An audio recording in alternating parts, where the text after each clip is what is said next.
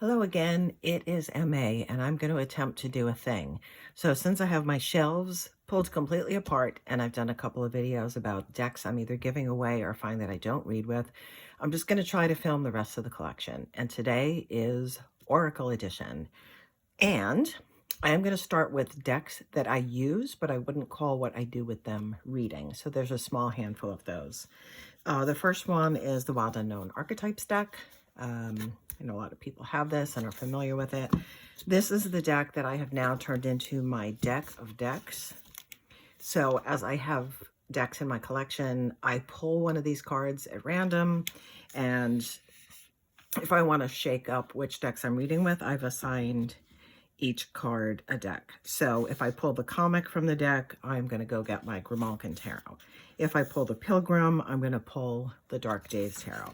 So that's what I use this deck for. So, you know, I keep it out a lot. I enjoy the illustrations, but I don't really use it as an oracle or to read with at all, but it's constantly around. So there's that. And then the others kind of fall into similar categories. This one I actually don't use that much, but it's the Self-Love Oracle by Jeanette Chui. You know, if I feel like I need to pay more attention to self-care, I might pull a card or two from this. These are the backs. I think this is an indie deck. I had bought it from a charity auction, and that's why I have it. So I hang on to it once in a while. I use it when I feel like I need to pay more attention to that aspect of my being. The next one is this Buddha Wisdom Shakti Power deck and guidebook by Laura Santi. I use these more as altar cards, and the reason I think the deck is pretty good about giving explanations of the cards. I also appreciate that the creator does go into a lot of the background, like her experience with Buddhism and how she learned the art of doing these paintings from traditional sources, because that is something I'm sometimes concerned with when the decks are from, or let me put it another way, when decks potentially appear to be of another culture than that of the creator of the deck. I do like to investigate that. So I use these as altar cards or for meditation purposes only, but I don't ever pull them in a reading, but it is a deck I do enjoy. Then these last three fall into the same category of things I use but don't really use for readings. And they are these cards from these Defining Poets series. There's a deck that I have the deck of Rumi quotes and the deck of Emily Dickinson quotes. I think there's now new editions out for Lucille Clifton, I believe, and W.B. Yeats. The cards are very straightforward. They're just, you know, the same back on all the cards, and just a simple line by the poet on each of them. The joy that comes from logic and reason is brief. I probably use the Rumi deck a little less. That's because of my own hang-ups when the word God gets thrown around, so I kind of have to work through that with some of the cards in there. And the Emily Dickinson cards, many of them are in her style, very cryptic, and it is kind of fun to try to unravel what they mean. So I may occasionally throw one of these cards onto a tarot reading. Like, a bomb upon the ceiling is an improving thing. It keeps the nerves progressive.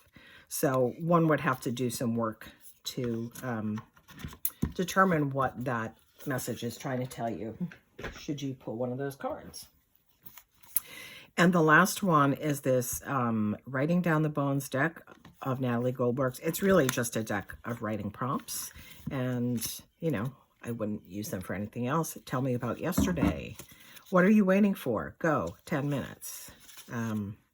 Tell me about a favorite teacher. So I pull these out occasionally for writing purposes. I have a feeling once I, you know, work my way through all the cards, I may just pass them along to a friend.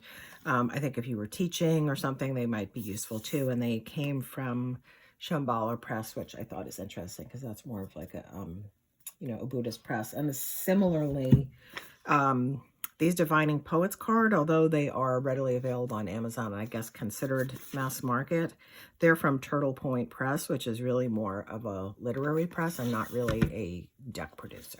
So those are the cards that I own, but don't really use. So now I'm going to fast forward through the mass market oracles. The Literary Witches Oracle is among like the first 5 decks that I ever purchased, because when I saw this was coming out, there was no way I was not going to buy it. I ended up trimming it down because the cards were just incredibly unwieldy. I love the portraits of the authors. I do like these cards. I think Dawn Michelle at Boho Tarot turned this into 2 decks because she sized down the objects cards dramatically. And I think that's a good idea. Sometimes I separate the author and the objects cards and use the objects cards. When I get a hankering to buy one of the Patrick Valenza Mildred Payne oracles, I remember that I have this and that I use this instead. I did remove the noose card. I found that a little distasteful. I would have rather had rope or not.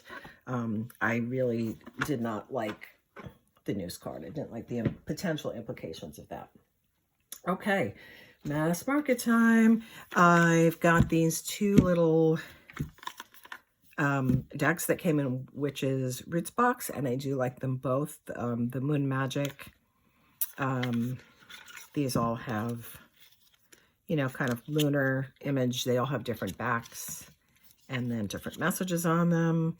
I like this deck okay. I'll probably play with it for a while and then determine if I'm going to move it along. And this little thing, okay, I saw this come in the box, and my immediate reaction, because I don't really work with the Fae, I have feelings, was, you know, and I just didn't even unbox it. And then I was watching a video of someone else unboxing that month's deck, and they went through the cards. And once again, I had to tell myself, you're an ass when you shrug something off that you know nothing about before you even try it. So it turns out I actually love this little deck. And this one, they have all the same card backs, and they have these little beings with, I don't know, advice. I just find that these little cards go very nicely with the tarot reading, especially, I think I was reading in the summer and fall. I was using the Forest of Enchantment a lot, and it kind of went nicely with those. Okay, mass market. Morgan's Tarot, which is not a tarot. I think most people are familiar with this wacky thing. It's just like such a circa 1970 thing for me. I just get a big kick out of it. There's a few cards that I find kind of peculiar.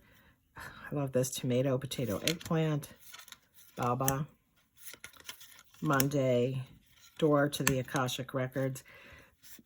It's a deck where if I pull one card on its own, I'm left scratching my head, but if I do a reading and then throw one of these on top of it, sometimes the synchronicity is just spot on, and I think it's kind of funny. Okay, this is a mass market. This is US Games. I don't see a lot of people talking about this deck. It really, I will say, doesn't offer a heck of a lot. I don't know why it's called Oracle of Ascendance. What it really is a deck of, you know, what do we call them? Symbols. Like there's the astrological signs, there's various occult symbolism, the chakras, there's Reiki symbols, and I'm not familiar with a lot of those, so I just kind of bought these almost as flashcards, and the book does explain what each of the symbols are, and they have the planets in there as well. So once in a while, I'll pull this out and, you know, throw a card on top of a reading and make myself go read the book. And it's just kind of more of like a learning system for some of the symbology that I'm not familiar with. So that's that one. This EarthCraft Oracle, this one was from, I think this is a Hay House deck. You know, I'm not really in love with Hay House lately, but I do like this one a lot. I use this one in the summer. Sometimes I'll just pull a card of the week and, you know, leave it out on the altar and look at them. I think the cards are really, just really beautiful. And the guidebook is pretty good too. It's got nice messages and things to think about in there. So I like that one. I have this Language of Flowers Oracle by Cheryl and Darcy, who I think has done many, or at least several kind of flower decks. This is another rock pool deck. I was looking for a flower deck that wasn't like Victorian clip art, and this one was the one that I ended up liking the most. And if I understand, I haven't used it that much, but the images are a combination of a plant and some kind of sacred place. So you do have to kind of, you know, look to the guidebook to get the whole picture of what's going on. But I find that plunking, I think too, the way that these images are a little strong and bold and almost a little bit masculine, kind of vibes more with some of the decks that I use it with. Not that I pair things, but I don't know. Sometimes I just like things to be in the mood that I'm in. Okay, Seed and Sickle Oracle. I guess technically I did already have a plant deck, didn't I? Yeah, this is a liminal in 11. I really, really like the art on these. And I thought of removing this deck because there's no keywords on the cards. There's just the plant. But I found I was able to kind of intuit something from the images and then go read the guidebook if I feel like. So I keep this around for when I'm feeling planty. Oh, and again, pardon my weird lighting. As usual, I have a shelf on top of 2 cat litter boxes again because I'm so classy. Okay, Legendary Ladies Goddess deck. You know, I like Anne Shen's art. I find maybe there's a couple of characters in here, I don't know what to call them, characters, deities in here, that I find a little weird about their youthful depiction. But this is one that I pull out. I use the darker goddess images and deck a lot, and sometimes I just feel like I need to lighten up a little bit, and so I like to pull this one out. I feel this is more springy and summery, colorful. Yeah, happy times. I like that deck. Okay, now we're going to go into Indie Land. And they just happen to be stacked in terms of size. Okay, this is Patrick Valenza's Garden of Lucid Daydreams Oracle. And again, this is one, it's images only. And there is like a PDF explanation. But I don't know. I just kind of pull a card and see if I glean anything from it. His descriptions are interesting, so sometimes I'll go read those too. But it was a PDF, and I think I printed it. But it's just so wacky. I mean, look at these. What is happening here? People in masks. Yeah, people with 4 breasts. People with cosmic swirl belly buttons. All good. Okay, I did a whole video on this one, so we're not going to get too crazy, but this is the Weird Science deck of curious cards by Sarah Stasi. Don't know if that's how she pronounces, but these are these tiny little collage decks with kind of strange found poems. With wings folded, she will fight to the death. What's not to love about that little bird?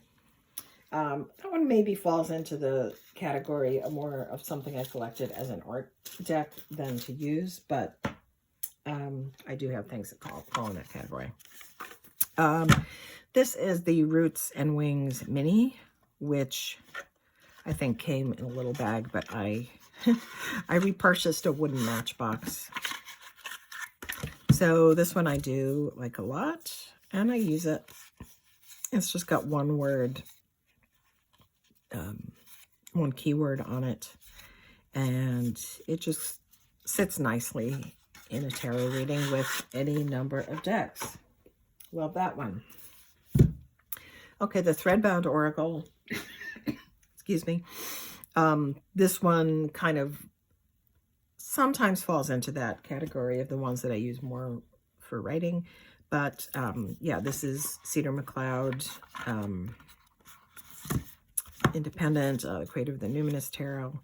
And it's kind of hard to see with the linen to see the writing, but these have, They each have 3 keywords on them. I find the images very vivid. It almost falls like a major and minor structure, but that's not really important to using the deck because they have the 3 keywords on it. And then there is a small guidebook with it as well.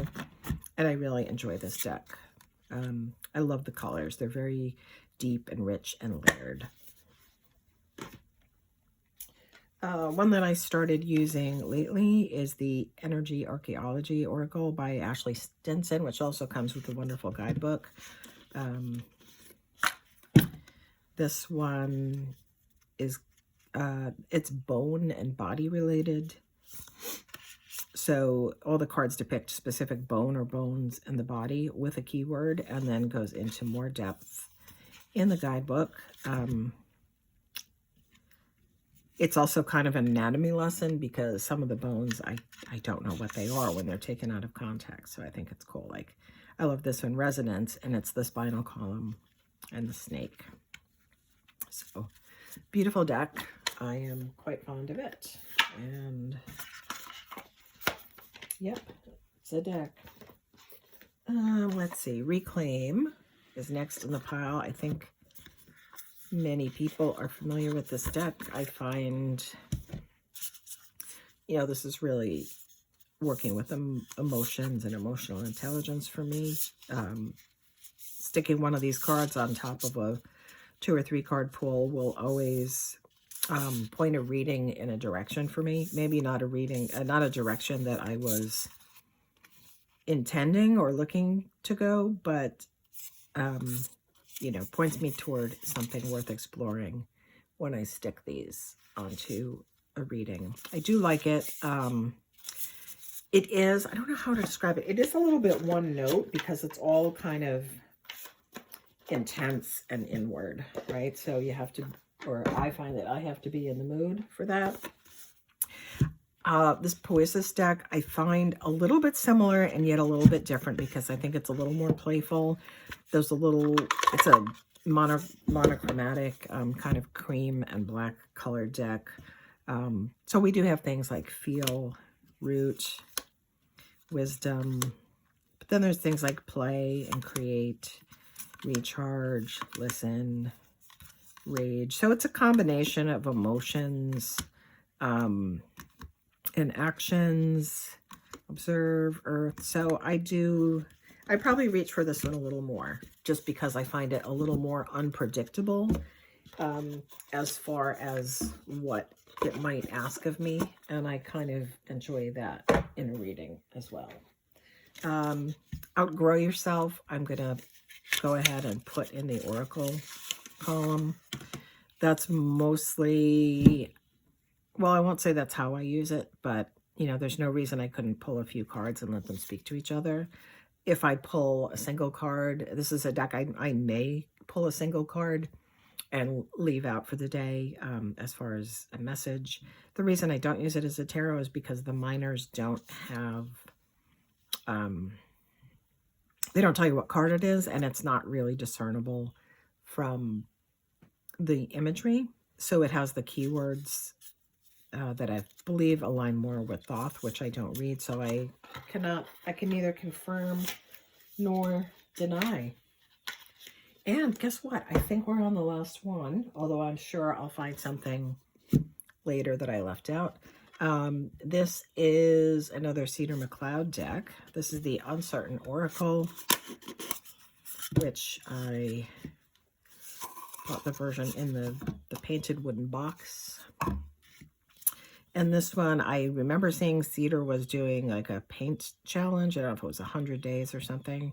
And then they used, you know, the painting experiments to turn it into an Oracle deck. So these are very, there's a keyword, and then really like the mood of the painting is what's relied on to kind of convey. So this one's called Infuse, Self-Compassion, Guidance, Spontaneity. Some of them with the lettering is white. Sometimes they're a little hard to say. Deeper, Grief. I love that one. So I find that these are very effective. I also like them as writing prompts, just to pull and write and riff off one word. So I think I got through my whole Oracle collection in 20 minutes. So that's that for now. I'm going to just go ahead and probably film the rest of the collection. It's not that many because I already went through the ones that I don't use and the ones I've given away. So yeah, well, thank you for watching. If you did, I always kind of get a kick out of when other people do this, so I thought I'd throw mine up there. I don't think there's anything in my pile that's like, you know, earth-shattering that anyone's going to say, oh my God, I never saw that. But I don't know, just to give you a flavor of what I enjoy from people's videos is I like to see kind of, I don't know, if I think of somebody's tarot collection as a party, I want to see who you invited to your dinner party. Did you invite, you know, your friends, only your friends that you already know? Did you invite your coworkers? Did you invite a bunch of weirdos? Did you invite people that might not get along with each other to see what would happen? So I guess I see the collection as, yeah, as like a party, and what kind of party would you throw? So that's where we're at. Thanks for watching. Bye.